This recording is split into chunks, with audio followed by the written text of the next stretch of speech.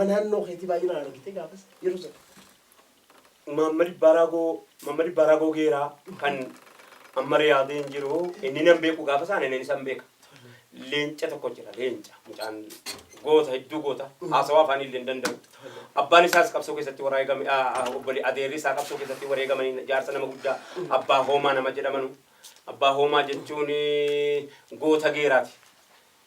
Namoota hedduu wareegaman keessaa firri isaa kun akkuma jirutti nama hedduu caba hamaa warra cabe keessaa caban jedhamu. Ati dhiira fuulduree dhaabbattee yoo dhukkeen sirraa ka'e caban jedhamu bara. Ati gama keetitti moo attee beekatu. Ati du'uun cabaa miti. Si galee teesseetuma namni haadha koo fuudhee hundi abbaa kooti jechuutu caba malee. Cabni namni haadha koo fuudhee hundi abbaa kooti jechuutu caba malee. Ati dhiira dura dhaabbattee waan barbaade taate malee. Akkuma dhiirri ta'e taate malee kan biraa waan haaraa waan fideen qabdu. Kanaaf an cabelleen jiru Mamadi Baraagootiin.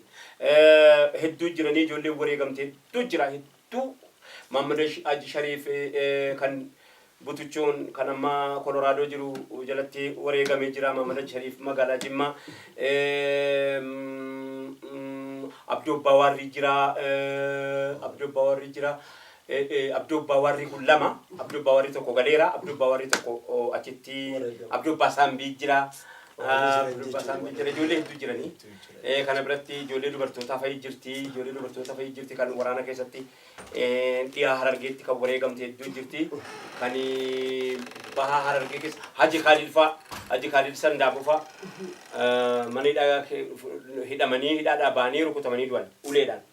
Maatii seenteedhaaf rukutamanii du'an Jimmatti galanii rukutamanii. Asitti kun hospitaala Tuqur Ambassaatti dhufanii asitti du'anii. Haji Khalil nama bareedaa goota nama. Akka ijoolleetti gad deebi'anii dhufanii wajjin illee injifamanii waraana keessa galanii lolanii faal M14 dhukaasan turanii